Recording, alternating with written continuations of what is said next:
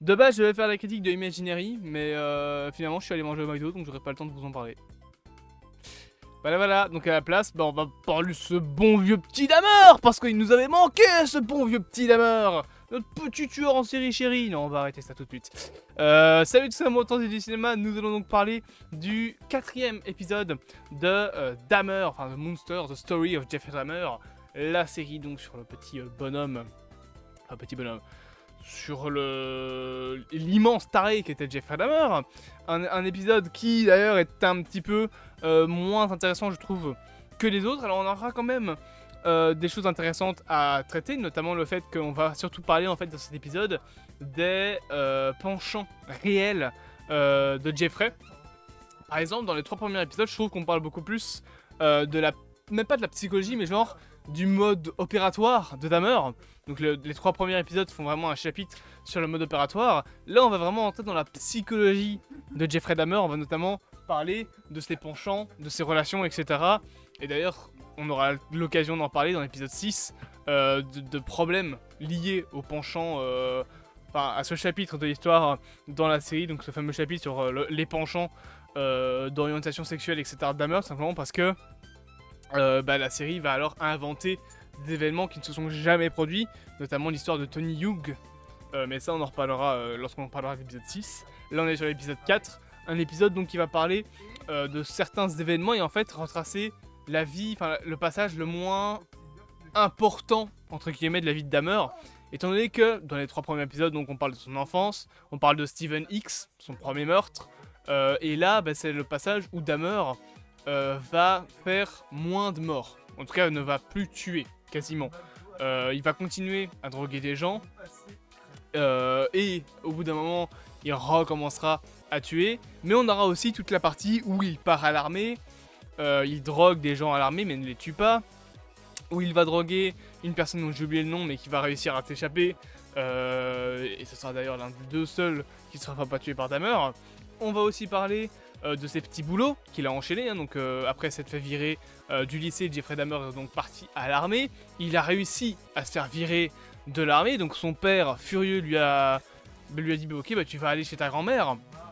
Mais tu as intérêt à te tenir à carreau. Tu as 21 ans. Donc c'est vraiment le moment où le père de Dahmer en a juste marre en fait de son fils. Et va tout simplement l'envoyer vivre chez sa grand-mère. Et il dit écoute... c'est plus possible en fait, tout simplement, et c'est vraiment le passage où Jeffrey Dahmer va tout simplement calmer un petit peu ses ardeurs et être moins violent, même s'il y aura quand même quelques décès qu'il causera, quelques meurtres en fait. Ce sera le passage en fait de la vie de Dahmer où on aura moins ce côté tueur en série, et c'est beaucoup ce que représente cet épisode. Encore une fois, c'est dans cet épisode qu'on a son passage à l'armée, qui montre que malgré tout, il ne va pas perdre ses problèmes qu'il a dans sa tête à vouloir droguer des gens pour ensuite pouvoir abuser d'eux notamment. Et on veut aussi comprendre que c'est à l'armée justement qu'il a appris à droguer ces personnes. Genre, je veux dire, Steven X, son premier meurtre, il l'a pas drogué. Il l'a même pas bourré la gueule en fait, il a même pas eu le temps puisque après il l'a tout simplement tué. Donc il a pas eu le temps de le droguer. Là, à l'armée, il va apprendre à droguer les gens, notamment avec les produits qu'on utilise de base pour anesthésier quelqu'un, qui sont donc des produits qu'on fait quand on doit soigner quelqu'un durant la guerre. C'est pas logique. On va aussi parler de son service militaire, du fait qu'il devait aller à Berlin, etc. Donc tout doucement, on va lancer le début de l'apprentissage en fait de Dahmer sur ce qu'il va utiliser plus tard pour tuer ses victimes. Et ce truc justement de la drogue sera très important parce que ça fera partie ensuite du mode opératoire de Jeffrey Dahmer dans la suite. Après son passage à l'armée donc, comme je l'ai dit, il passe chez sa grand-mère, enfin vit chez sa grand-mère, et notamment on découvre qu'il a gardé la tête de l'une de ses victimes. Il me semble que c'est la tête de sa première victime, Steven X, mais je suis pas sûr. C'est peut-être la tête d'une autre victime. Mais en tout cas, on sait qu'il la garde dans une boîte en bois qui était de base une boîte dans laquelle il y avait des photos de son père, de quand il a grandi, des trophées, etc. Et à la place, il va y mettre la tête de l'une de ses victimes pour la garder. Pourquoi? Je vous avoue que je ne comprends pas beaucoup. Alors, on sait qu'il veut garder les victimes près de lui, et notamment en gardant des morceaux de leur corps, etc. Là, peut-être que garder la tête, c'est un moyen pour lui de garder l'emprise sur cette personne. Il ne la laisse pas complètement partir, vu que sa tête est encore présente. Si c'est la tête, peut-être justement que c'est lié à l'âme. En soi, on peut se dire que si Jeffrey Dahmer gardait cette tête, c'était potentiellement parce que dans la tête, il y a le cerveau, dans le cerveau, il y a l'âme de la personne. Donc garder la tête, c'est un petit peu comme s'il gardait son âme emprisonnée dans cette boîte en bois.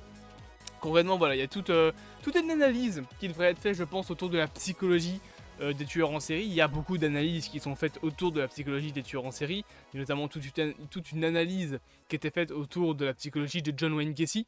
Voilà, ça on en reparlera quand on parlera de l'épisode 10, parce que dans l'épisode 10, il y a John Wayne Gacy. Mais sinon, voilà, un épisode donc assez troublant. On aura également, donc ensuite, après l'armée, Dahmer se trouve donc, comme je l'ai dit, une nouvelle maison chez sa grand-mère. Et à ce moment-là, son père va lui dire, voilà, tu trouves un travail, etc. Il va donc trouver un premier travail, à savoir le travail qu'il aura en boucherie, avec donc une boucherie polonaise. Et à un moment, il va aller à une fête foraine, car sa grand-mère lui a dit la fête foraine que tu aimais tant est de retour. Et il va y avoir un épisode de sa vie qui sera assez important, un épisode où en gros, il va, à cause de l'alcool, halluciner Steven X, qui lui dit alors je suis en vie. Il va alors se... Comment dire ça sans être dégueulasse, concrètement faire de l'exhibitionnisme, voilà, je vous fais pas un dessin de ce qu'il a fait, et donc se faire arrêter par la police. Ça va faire un petit peu le tour des annonces. Sa grand-mère, elle, s'excusera parce que c'est un peu de sa faute, entre gros guillemets, étant donné qu'elle l'a amené là-bas, enfin pas qu'elle l'a amené là-bas, mais que à cause d'elle, il a su qu'il y avait de l'alcool là-bas, et que du coup, ça lui a permis de se bourrer à nouveau la gueule. Du coup, elle s'en veut un petit peu. Il se fait virer de chez Wally.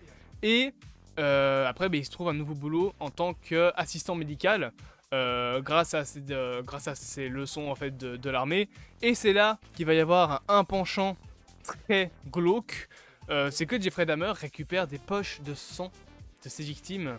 Même pas de ses victimes, en fait, il récupère juste des poches de sang de personnes qui donnent du sang. Il y a des gens qui donnent du sang, voilà. Il va expliquer qu'à l'époque, il donnait du sang à volonté et qu'au bout d'un moment, il a été interdit de donner du sang.